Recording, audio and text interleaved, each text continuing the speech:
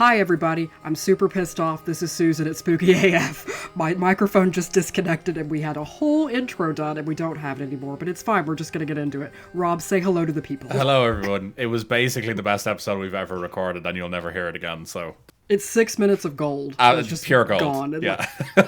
Yeah, lost media has come for us too. Yeah, but those of you that are part of the Skippers gang, you'll be delighted because we're basically ready to go. Well, I have this theory that like when the Skippers when they see that it's my episode, they're like, oh shit. I'm like, that bitch just fucking yaps for like 15 minutes. I'm like, I know. I can't help it. No. The Skippers, they're, I'm sure, a small bunch, but no one has vocalized anything about being part of the Skippers, so we've just created lore ourselves that they exist.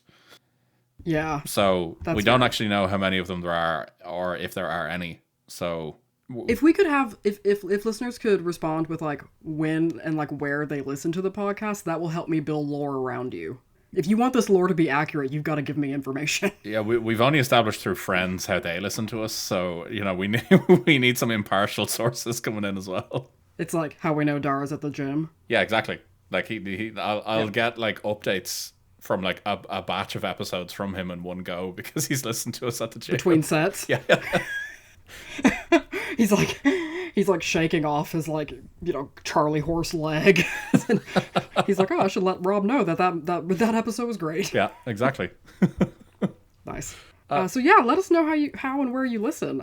Yeah, I'd love to know. I'd genuinely be very curious. Because when I listen to to podcasts myself, it's basically anything that I do.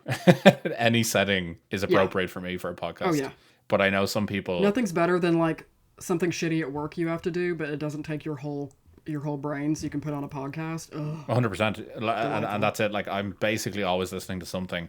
Whereas I know my wife is basically, like, she makes a decision to sit down and listen to a podcast. What? So that is, like, literally what she'll do. She's like, I'm choosing to listen to a podcast now. And that... Wait, she doesn't do anything else? Like, she might be doing something else, but her primary focus will be the podcast. So it'll be like, I don't know, she's like folding washing or something or doing the kitchen, but it's like the podcast is the focus. Okay. Yeah. Okay. Whereas for me, it's like my entire working day. There's a podcast on in the background. I remember we would both be listening to the same Magnus Archives episode on our old job. Exactly. We'd like get to the same part and both of us would go like, yep. And everyone in the office would be like, what the fuck are you both doing? Yeah, none of your business. That's what. None of your business. You're not in this group. Yeah. Oh God, just a memory popped up. It was the day that I had to move desks.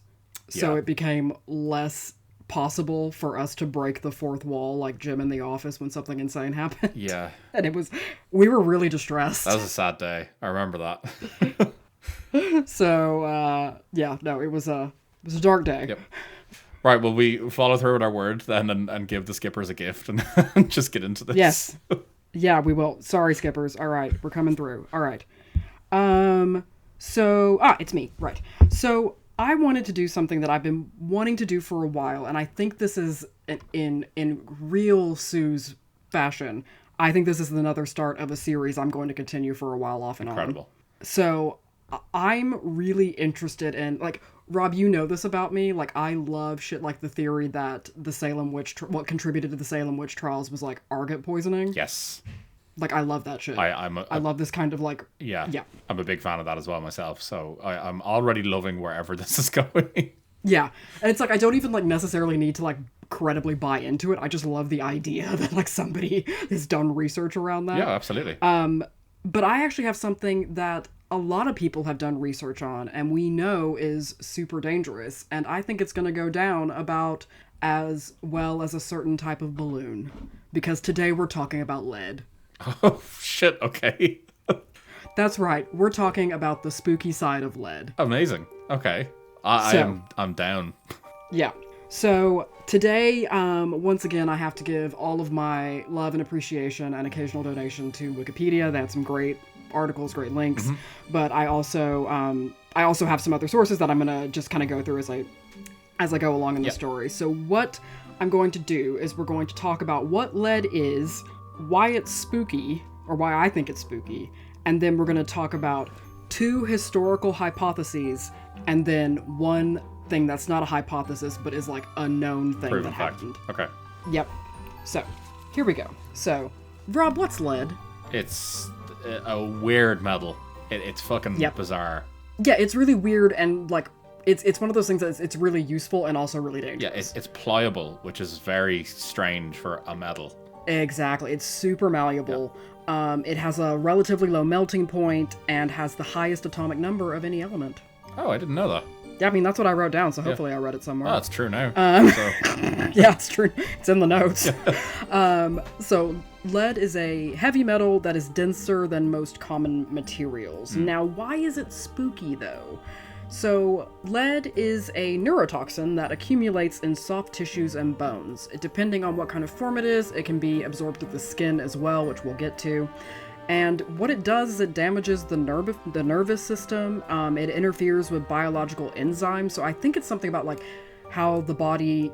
I think I read something that was about like, and then this is going to really show that I come from a humanities background. It was something about like proteins and how we process those. But then it also causes severe neurological disorders, ranging from mild behavioral problems or antisocial behavior to like full-on brain damage.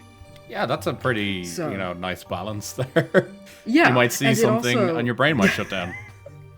Yeah, exactly. You might hold a thing and then you die. Yep.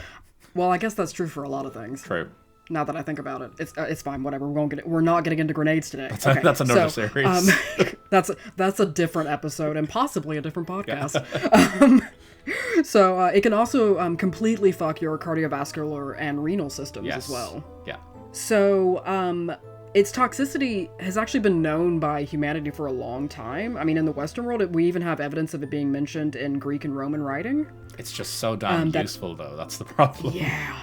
I mean, I guess people are, it's a bit like capitalism in that way to certain people. They're like, yeah, I know it's killing a lot of people, but damn, I'm doing real well. You know?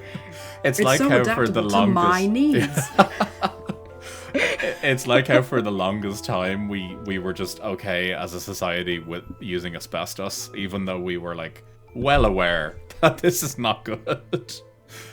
Oh yeah, as someone with a grandfather who died of mesothelioma because of a factory that like where asbestos like snowed, like you know, the factory owner was just like, but you know, the building is fucking warm. Yeah, that's it. Yeah, no drafting here. Yeah, and I love the color pink. Yeah. But no, sorry. So again, we're going through some facts and some hypotheses. Now I just want to preface like a bit of a content warning. So like U.S. listeners will like and outside the U.S. as well, but likely have heard of a lot of these serious like human rights and social health issues around lead and the water supply in Flint, Michigan. Yeah. So yeah. I'm not getting into that. I'm talking about things way far back for different reasons and things. But if you haven't like learned about Flint, Michigan and some of the things going on there, as well as just lead in and how it's managed and kind of not managed in America, there's actually a really great John Oliver Last Week Tonight episode on it. So and it's all on YouTube. Yeah. So yeah, it's a really good episode. It's got some really interesting facts about like modern lead and how it's impacting people and how the government is or isn't managing it or helping people or not helping people. So if you're interested, I suggest you go look up there. For obvious reasons, I'm not getting into it because that's not spooky. It's really serious and sad. Yep. So I do want to talk about something that, Rob, I know you, as a man, think about at least once a month. Do you know what it is? Go on. I assume you're talking about Rome. It's Rome. We're going to talk about Rome. Amazing. Okay. I'm locked in. So this is the Roman lead poisoning theory. Yes. Already. Okay. So, do you know this? So on board with this. Yes, I'm familiar with this. Good. Okay. Hopefully I'll tell you some new things about it. So, for those of you who don't know, there is a theory that lead significantly contributed to the decline of the Roman Empire. It was far and above the most common material for household pipes, but also used for cookware and, even more alarmingly, sweeteners in wine. Look, you gotta sweeten that wine, you know? It's... You ever had a glass of wine so bad you think, make this better? Lead. I consistently drop bullets into my wine. I mean, look, in Spain, they like a common drink there is equal parts red wine and Coke. So they've just moved. They've just moved it on to. Yeah, it's called a calico, and it's actually delicious, and I will fight people who do not agree. Oh, I 100% on board with you on this one. Okay. I completely agree. It is such a phenomenal drink. But I mean, like, they've just perfected it. They've just moved on from lead. They found Coke, and they were like, well, this is equally as bad for us, but it's fine. I bet it was even better when the Coke had cocaine in it. Oh, it was. That was the good shit. That was a double up. I will say, I would be upset if we disagreed about the calico thing, and I might actually have to physically fight you, because the only reason I let you off about you hating cilantro or coriander is because I know you have that genetic thing that makes it taste like soap, and that's the only reason I allow it. It tastes like dish soap. Although I have discovered that when you cook it, it kills whatever that enzyme is. So I like the taste of cooked coriander. Oh. Just not fresh. Well, Rob, how am I supposed to cook my guacamole for you? I don't know. I don't know, Suz. That sounds like a you problem. Well, you know what? If they can fry butter, I can fry guacamole. Deep fried guac. Oh my! I'm gonna. I'm not opposed to it, actually. Now that I've said the words, I'm actually like, do you know what? I could see it. Like my husband's like on the other side of the room. Write down deep fried guac. He's got he can't hear me. He's got his headphones on. But no, okay. So we're back to Roman lead. Yeah. So the theory is essentially that lead exposure, particularly for the decision-making elite, because they were the ones that were most likely to have decent piping in their house, water piped in, different. They were likely to cook with better utensils that were made of lead. But it eventually, so these decision-making elite became cognitively and physically impaired, and it led to the empire's decline. Okay. So do you know where the theory comes from? No, actually, I've just heard it everywhere, and it's just become one of those things now where I'm just like, I'm aware of this, but now that I think about it, I actually don't know where this has come from. I didn't either, and it's one of those things that I had also heard about from other places, but never from a lecture or like in uni or anything. It's almost one of those things that where like I've heard it so many times now that I've just accepted it as it's fact. Yeah.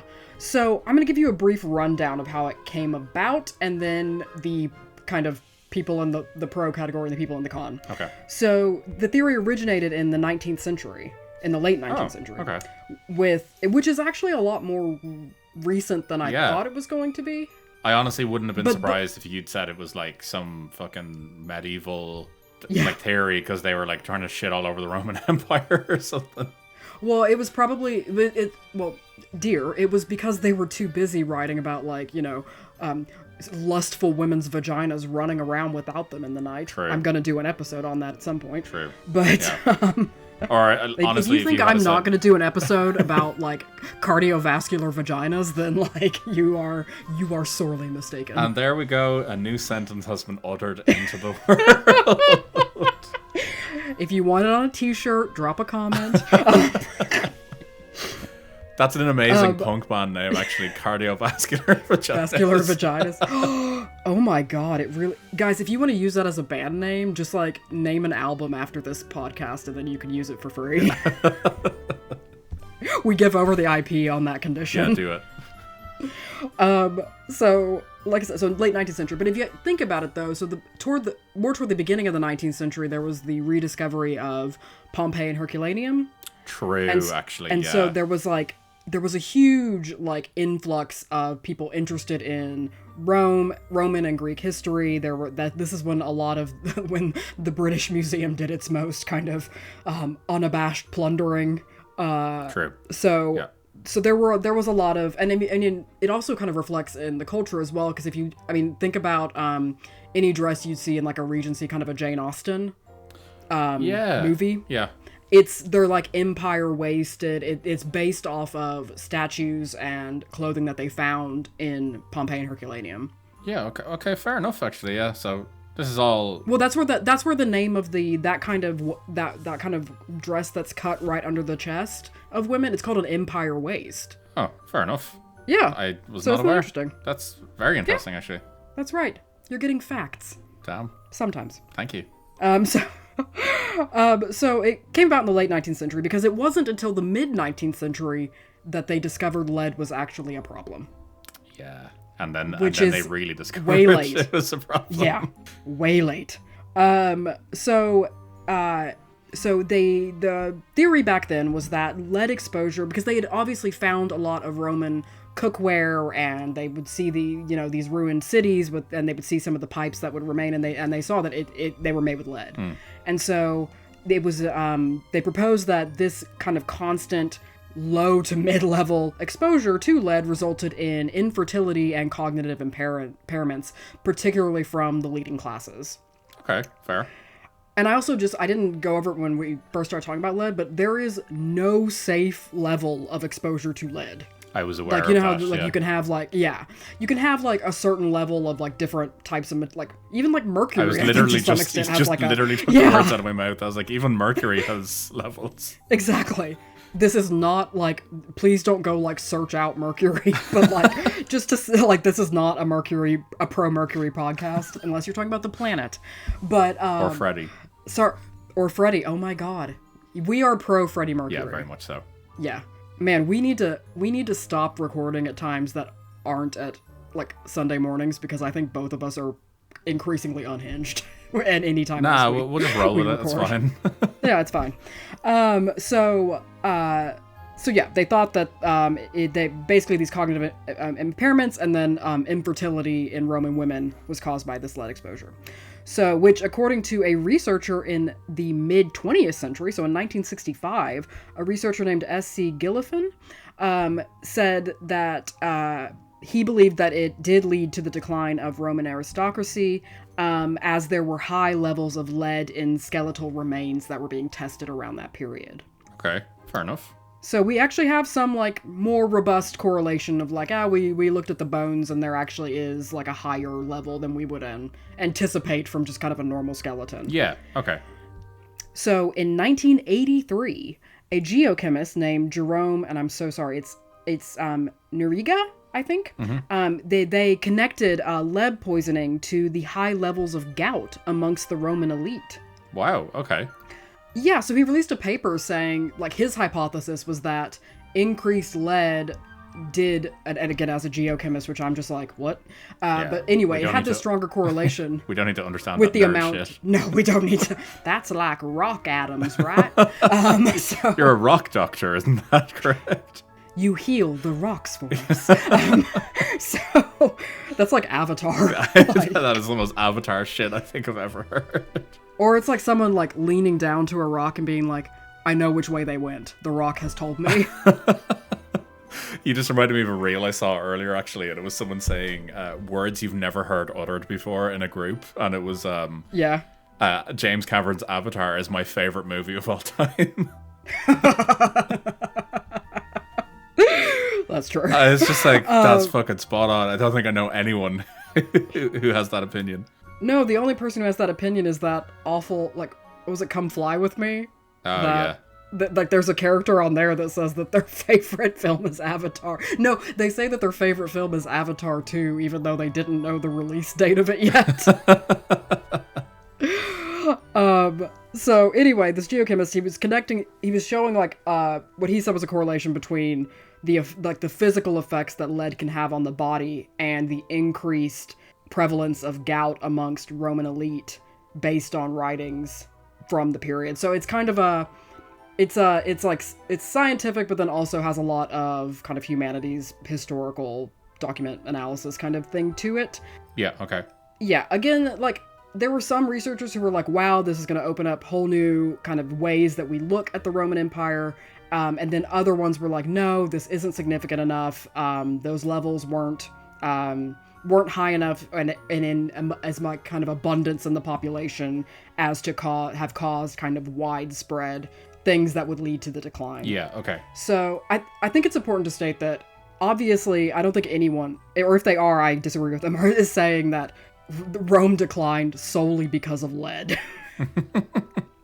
I don't think that was the case. During COVID, like many, listened to many a long Roman-based podcast. Fair. I also have a history degree, so I've taken some classics courses, and there were lots and lots of social, economic, and political reasons why Rome the Roman Empire went into decline. But I do want to raise that even as recently as 2020, scientists tested ice core samples that indicate that the period 500 BCE to 600 CE had significantly higher levels of atmospheric lead than would be anticipated. So, researchers were estimating that at its peak, it could have resulted in a decline in IQ for the average person from 2.5 to 3 points. Wow, okay. Interesting. So there's like some quantifiable sort of numbers there.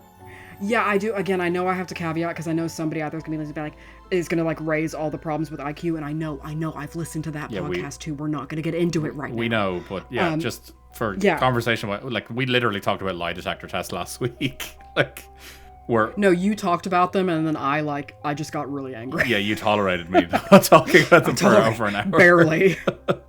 My fist was clenched so hard, it was like my palm was bleeding. The spikes in my lie detector test would have been immense. So again, other historians claim that lead levels were not as large. However, I did read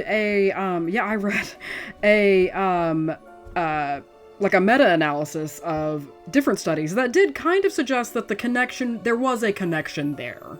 Yeah. Yeah. So it was a factor among, it maybe wasn't even like an extreme factor, but it was a factor. Yeah. Okay, fair. So, now we're coming to the second theory, the second hypothesis. Have you heard of the lead crime hypothesis? No. Oh my god, I'm so excited. Okay.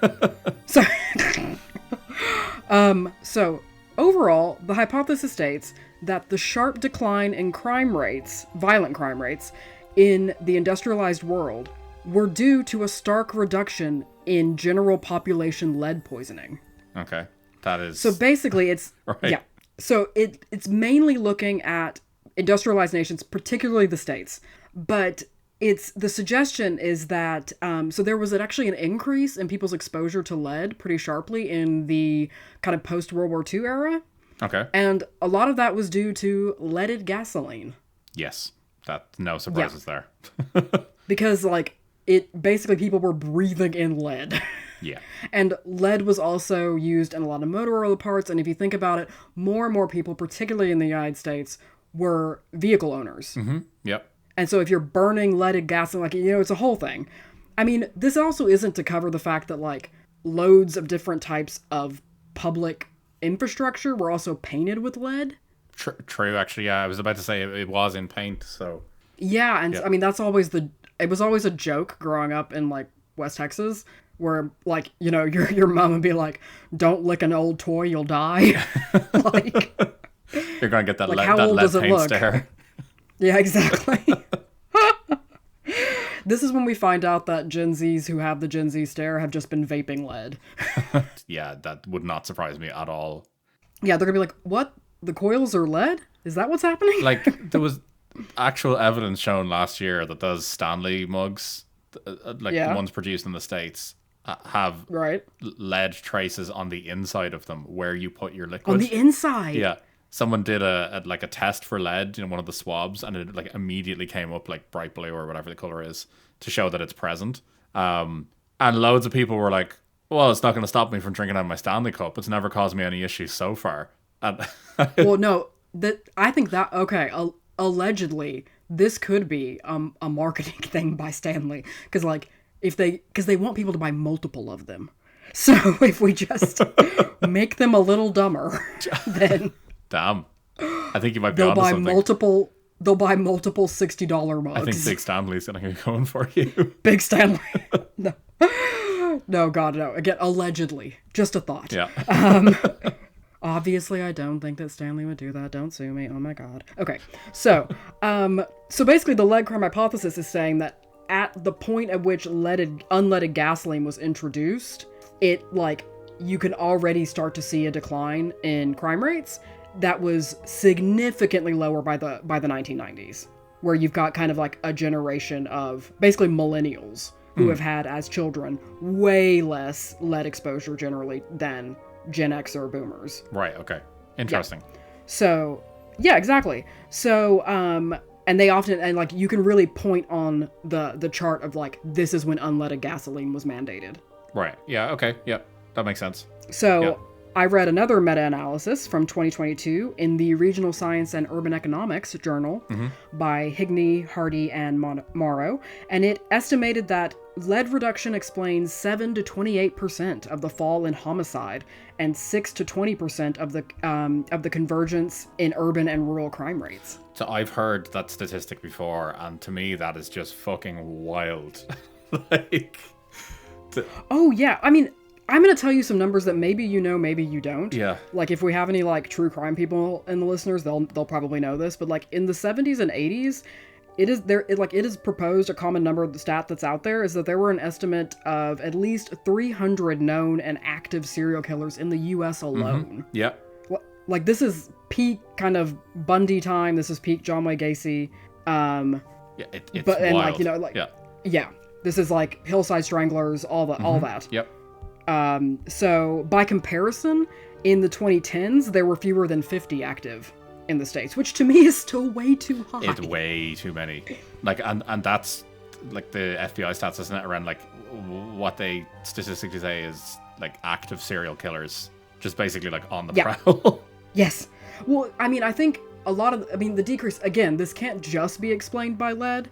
Because you also have, like, way fewer hitchhikers and, like, transient individuals. Like, you're kind of tracked all the time by this, like, box in your pocket that makes your life miserable. Also, like, the huge amounts of PTSD that was coming back from Second World War, Korea, and Vietnam. Yes. And then, like, those parents then raising kids with fathers that had, like, horrific PTSD. Well, I think it was John Wayne Gacy whose dad would, like, come home and around the dinner table and just, like, beat them. Yeah. Like, beat his kids for shit. Like, he was a machinist. Yes. That had been in World War II. Yeah. I think there's a few of them. I remember either reading something a few years ago on Reddit or something like that, but it was basically saying that, like, statistically, like, a lot of the more, I suppose, active serial killers of that time, a lot of them had fathers that served in the Second World War that effectively, like, took it home with them. Yeah. And oh, God. When I heard that, well, did you know? It kind of makes sense when you think about it. Like, in a messed up way, like, you can understand how they just have a completely warped sense of reality. Oh, for sure. Well, did you know, I believe it's the Night Stalker, whose name I can't remember because I don't care to remember it. Yep. Richard Ramirez, I do remember it. Damn it. But sorry. Brain. But I think it was, like, his uncle who had come home from the war, might have been Korea, not sure. Anyway, but came home and then, like, got close with Richard, and then, like, Richard was there when he, like, shot his girlfriend and himself in the head or something. Oh, wow. Yeah. Yeah. And then, like, I mean, there's also other things. I know that like, both of him and John Wayne Gacy were, like, hit in the head with, like, a swing. And back then, I'm sure those were made of lead, too. I was literally just about to say, it's probably, like, lead and everything then, so... To be fair, though, I know they were made of some kind of metal because they're growing up in the 90s, where I was, there were older playgrounds that had, like, metal bottom swings. Yeah, of course, yeah. Yeah. So, I mean, they got rid of them, but not for, like, the head trauma reason. They weirdly got rid of them along with metal slides for the heat reason. Yeah, you because see, basically that's in the that we don't summer need it's to so be, hot. Yeah, that's something we don't need to be concerned about in Ireland. No, like, every child of the 90s in Texas has a memory of, like, getting onto a metal slide and being like, I don't have thigh skin. Like, coming down and be like, that's a crisp thigh. But yeah, so anyway, so basically, yeah, there's a significant fall in homicide rates, particularly after the introduction of unleaded gasoline. Okay. So, again, this is a shorter one than the Rome one, but it's basically like lead can't explain all of it, but I definitely think there's something there. I would agree with you, yeah. Well, because I also was reading, like, some of the things that lead can cause, and one of them, like, along with, like, erratic behavior, they do think there is some connection to lead and sociopathy. Interesting, okay. Yeah. So, like, it kind of takes something that would just be kind of, like, maybe mild, odd behavior and kind of express ways it to the McDonald triad of, like, lighting kittens on fire. You know. Yeah.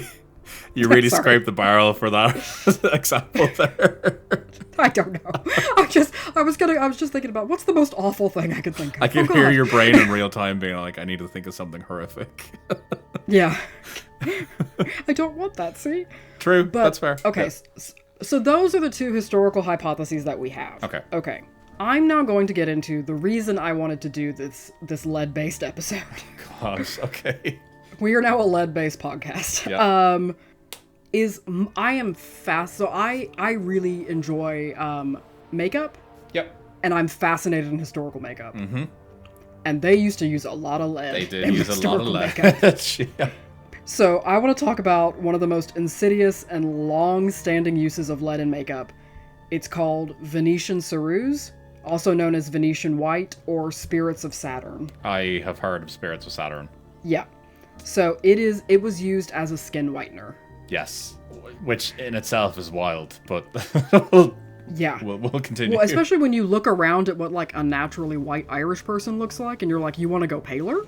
Yeah, so this is the thing that I always found quite strange when I lived in Vietnam is like skin bleaching treatments were quite common and like sought after. And I was like, have you seen how pasty white people in general look, especially Irish people? Why do you want to look like that? Well, I actually have something on that. Amazing. Okay. So when it was it goes back a really long time in history, which I'll get to some of the early spins in a bit, but a lot of what it was, at least prior to the like widespread like colonial period. So like really, I mean, you're talking way before like the Atlantic slave trade or, significant entries of European countries into places where people would have more melanin in their skin. Yeah. It was actually not about being white it wasn't a racial thing. It was actually just because whiteness was associated with high femininity and health. Yeah. It was something similar in Vietnam where it was like, if you had lighter skin, it meant that you basically didn't work outside. Yeah. That was the societal thing there. And we were just like, okay, we won't question it. Well, it's like fine. In the late Middle Ages, women it was noted that women wanted skin as bright as moonlight and fair as snow. Yeah. And partially it was because it could also cover up a lot of, like, it'd be really rare for someone in these periods. Like, health was not as great. There was no such thing as, like, the ordinary or drunk elephant. Like, nobody was putting retinol on their skin. Like, people had fucked up skin. True. Very much so. Yeah, so you had people with lots of acne. We had, older people had lots of wrinkles. People weren't taking care of their skin. I'm sure they weren't hydrating with anything that was hydrating. Yeah. So I think that there was they weren't eating, like, significant amounts of, like, super healthy vegetables and vitamins. But, like, so that it was used as a cover-up for that. But we'll get into why that was really counterproductive. Amazing. not just in the death category. We know that's coming. No. I have something else. So what is Venetian ceruse? Do you know what it's made of? No. Well, lead. Okay. I assume. Yes. Yeah. So there's lead in it. There's different concoctions of it. So going back to some of its earliest records in the Western world, lead carbonate was used in ancient Egypt and Greece, and women in the Roman Empire would dab it on blemishes.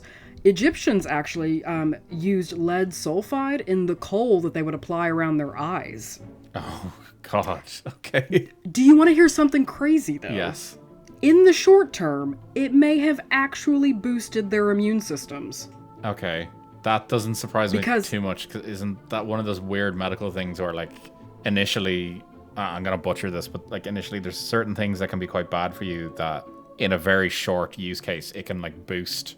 I know it was in the context of, like, radium. That's how I know it. It was, like, initially. Oh, right. In, like, short-term doses, people actually had, like, 20 minutes, you feel great. Yeah, people had, like, an almost, like, a boost to how they were, and then it was a very steep decline after that, then. I was feeling great an hour ago, but now I don't have a jaw. No, so yeah, it boosted their immune system because it increased nitric oxide, like the production of nitric oxide, which apparently positively impacts your immune system in the short term. Again, not a medical doctor, no idea. Yeah. But obviously in the long term, like literally putting lead in your eyes was like not ideal. Yeah, funny that, isn't it? Yeah. But again, it's down to, because when I always thought of lead makeup, I always thought of just Venetian white, and I thought of it as like white pigment. Right. So to actually hear that it was put in like dark pigment, like the eyeliner they would use around their eyes was interesting. Yeah, that is quite interesting, actually. Yeah. And again, it wasn't gender. I mean, ancient Egypt, men and women Yeah. wore kohl around their eyes. So it would have, everybody was screwed equally. Like the kohl on itself is also not a good thing to put around your eyes. So like they're really kind of doubling down there. Yeah, I mean, it's one of those things where it's like you understand the use case in a lot of cases because it did help with like sun glare and things like that. But yeah, I think if you put anything near your eye before the year 2000, you're cooked. Oh yeah, it's a strong agree from me there. Yeah, maybe even a bit just gonna later. say it. I remember 90s makeup. I didn't use it. I was too young, but I remember, and I've been like, why does it smell like that? Yeah, a lot of glitter that I have no doubt was definitely not safe to be on people. Oh God, I mean the amount of like, no wonder women were like, know, because remember I don't know if you know this, but like women in the mid like Victorian era would add drops of belladonna to their eyes to make them look kind of like shinier and waterier. I know that because you told me that before. Sue's coming in with a Victorian fact. Rob, it's all I've got. It's all I've got. Look, it made an impact. I remembered. So, but I think like the equivalent of that is like women in the mid 90s like putting glitter eyeshadow on and now it just like embedding in their cornea. Yep, because there was a distinct change to the ingredients of glitter in the last few years. Like the EU really changed how glitter works. Do you think, okay, I need a researcher to look into this. Is there a correlation between like glitter cosmetics and people who went on to get LASIK surgery during the LASIK surgery boom of the 2000s? I am going to say without any sort of research at all, yes. If we had enough money to fund a PhD student, it would be on that. Someone would fund that as well. Like, God, we've worked in funding. We know what those people fund. Yeah, we know what that is. Yeah, we've seen. We're like, what the hell? Like, so yeah, it boosted in the short term, not so good in the long term.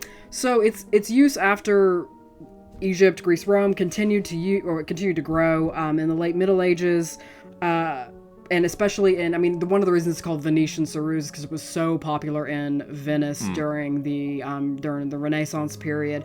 If you ever look at, it was particularly popular as well with high class Venetian courtesans. Okay.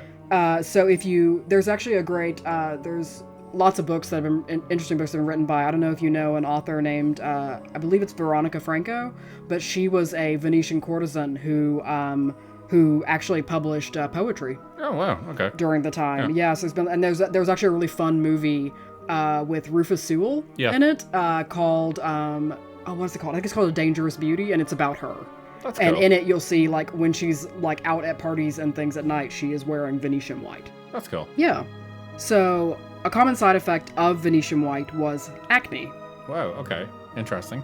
Yeah. So they would have acne, put Venetian white on it, it get worse, and then to double down, like to really put salt in the wound, acne, like bad skin, was sometimes associated with witchcraft. Of course. Why not? I remember friends who had like severe acne as a teenager, and I'm like, the last thing they needed was to be burned at the stake. Yeah, it is wild to me actually that you say this, because I was literally just listening to a podcast today that was talking about the Salem witch trials, and one of the examinations that they do would be to look for blemishes on the skin, and acne was one of the things that they looked for. Oh god, like poor girls who just had like an errant mole or something. They were like, that's where the devil touched. Yeah. And a woman back then, she'd probably be like, I'll tell you something else you could touch. Nobody else has. But that's different. I'm sorry. I would be sassy up until the end. Right until the end. Right until the end. Yeah. They'd be like, I watched The Witch and I was like, yes, I would like to live deliciously. So anyway, it caused acne, and it also caused severe skin discoloring, hair loss, and rotted teeth. Nice. Which I got this from a great National Geographic article. But something else, though, to connect with is that it was... who do you think of that had skin discoloration, a lot of hair loss, and bad teeth from history? That is a lot. I was about to say there's a lot of people. A leading figure. Boris Johnson. How dare... I know I brought up cardiovascular vaginas, but you had no right to bring that man into this conversation. Oh, you talked about like bad hair, bad skin. Like...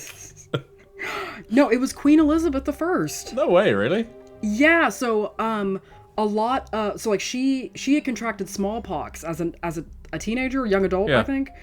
So she had scarring from that, so she put Venetian white over it. And as she went through her life, so she was noted for having beautiful kind of ginger hair as a child. Yeah. But by not too long into her life, she had lost most of it. Wow, okay. So she would have to wear wigs, and she'd have to wear thick Venetian white to cover the smallpox scars, and her teeth were rotted to hell. I actually did not know any of that. Yeah. Wow. So that's kind of sad, actually. It's even a minor plot point in the series A Discovery of Witches. In the second season, they go back to Elizabethan times. Yeah. And her teeth are like killing her during a conversation. Wow, okay. Yeah. That's sad. So, yeah, it is sad. It's not often that I feel bad for the British royal family, but there we go. Yeah, I mean, I hold on. I don't know enough about Queen Elizabeth to, like, reserve empathy. Oh, we know a lot about her in Ireland. Yeah, I was like, I don't know. I'm not an early modern historian, so she wasn't my specialty. But she caused a few problems in Ireland. What? I mean, that can be said of most, like, English people. That is also like, true. Historical English people. Historical English leading people would be like, did they do something terrible in Ireland? I bet they did. Like, yeah. So, like I said, common side effects were pretty awful. And then also, so I'm going to get into later some of the formulations, but depending on the formulation, really amped up its toxicity.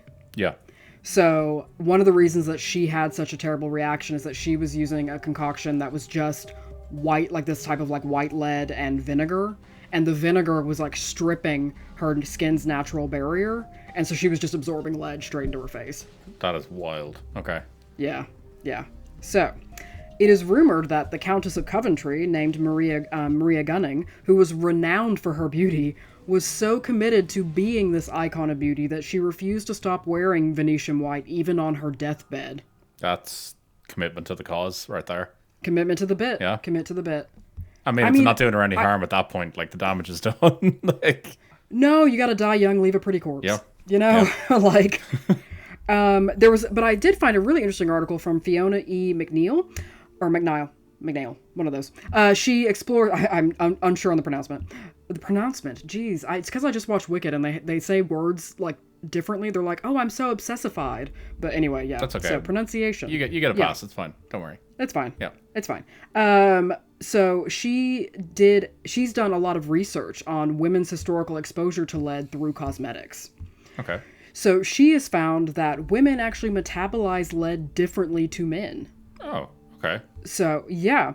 And if exposed to lead during childhood, women in particular have elevated blood levels up to 2 decades after, even if after their first exposure they weren't exposed again. Yeah. So it like hangs around. And they have a much higher risk of hypertension and early menopause. Wow. Okay. Which really tracks with the earlier studies that were saying that, oh, well, it was caused like infertility and miscarriages and things. Yeah. Wow. Okay. So the other part of her research is really interesting. So what she and her research team do, they find these historical recipes for lead-based makeup, and then they make them. Okay. And then they put them on ethically sourced pig skin, because it's similar to our skin, and see what happens. That actually sounds fascinating. And see what happens. I don't mean they put them on a live pig and see if the pig dies. No, they put it on like a piece of pig skin in a petri dish. Yeah. But so her research group made several historical lead makeup recipes and found that one of the main reasons they think women kept using it even after they probably suspected they were having negative health impacts is because it increased the amount of light that the skin reflected. And one of the signs of aging is that your skin becomes less reflective. Wow. Okay. Yeah. So she actually said that most of the recipes didn't make the skin kind of like heavily chalk white. What they did was almost act like what like modern people like who use makeup would. Yeah, like a matte blurring primer. So like something that we would often use like silicones for. Yeah. They used it like that, and it would increase the like diffused light reflection. Wow. Okay. That's really interesting. So yeah, they were actually saying that. So in a lot of, and this was a really interesting claim, I thought. So a lot of portraits, when you see, for example, when you see Elizabeth I, she's got like a chalk white face. Yeah. And they're like, that could be because she was wearing a lot of it, but it also could be one of those things that they enhance in photos to make her look more regal and healthy. Fair. Okay. Yeah. And that they've even looked at certain portraits that have what originally were thought to be black slaves in the background. And they've, like, when they clean up the painting, they realize that they're not depicting someone who has like black skin. They're depicting like a normally white-skinned person, but they're like shading them darker to like enhance the whiteness of the regal figure. Yeah. Wow. Okay. This is again not to say that black slaves don't show up or in like black individuals in general don't show up. They absolutely do. Yeah. This was just in certain paintings. Wow. That's really interesting. Yeah, so I thought that was yeah. And so I want to end with really women's commitment to cosmetics and the vanishing horizon that is like promises of youth and beauty, which there were 3 cases of lead palsy in the USA in 1869 from a product called Laird's Bloom of Youth. And the women, after being diagnosed with lead palsy, kept using it. Of course they did. So that's my mini deep dive into the spooky side of lead. Wow. That's actually like fascinating. Are you just humoring me here? You're actually genuinely, like it's actually like fascinating. Like I'm just trying to like process everything that you've just said in the last few minutes. This was a more fact heavy one than a research based one than like ghosts. No, I'm a big fan. Thank you. That's really, really interesting. So I think I'd really like to go through, because I know I'm really interested in a lot of the traditional makeups that they like cosmetics they used in the Far East throughout history. Particularly, I've read some articles talking about the particular formulations of the makeup that geishas would use. Yeah. Which had its own pros and cons and things, but I'm actually just fascinated about things that like something I came across that is absolutely going to come up in I might do a whole episode just on like toxic makeup, but one of them I found were arsenic wafers. What? Yeah, they were like arsenic based wafers that were said to like bring color back to your cheeks. Oh my god. And I'm just like, damn, like I often say that like men need a bedtime because otherwise, I've read a post once that was like, men need a bedtime because otherwise they stay up and create the stock market. I'm like, women need a bedtime because otherwise they'll be putting arsenic on their faces for no goddamn reason. So damn, that is fucking wild. I know. So yeah, that's this is the first entry into Suz's toxic playground. Well, thank you. No problem. It could be that it's partly because I just watched Fallout, the first season, so... It's so good. I've been thinking a lot about, like, atmospheric poisoning. It's so good. It's so good, yeah. It was really good. Well, thank you for this. So, yeah, that's... will you tell them where they can find us? Yeah, absolutely. You can get us on social media. You can get us on Threads and Instagram at the Spooky AF Pod. You can get us in the YouTube comments after this episode goes live. I promise I'll try to respond to more comments as they come in. I usually end up missing them by a few days. Or you can email us at thespookyafpodcast@gmail.com. We'd love to hear your thoughts on this one and any weird history of makeup that you know about. Oh, for sure. And like, I just want to leave y'all with like, please do not use lead in anything that you're putting on you or around you. The other thing is, we are recording this on what is Thanksgiving in the States. So do not use, like, just remember that it's not a good Black Friday sale if you don't need it. Damn, deep, heavy words right there. Thank you, Sis. Yeah. Other than that, have a spooky beginning, kind of heading toward the holiday season, and we will see y'all later. Take it easy, guys. Bye-bye. Bye.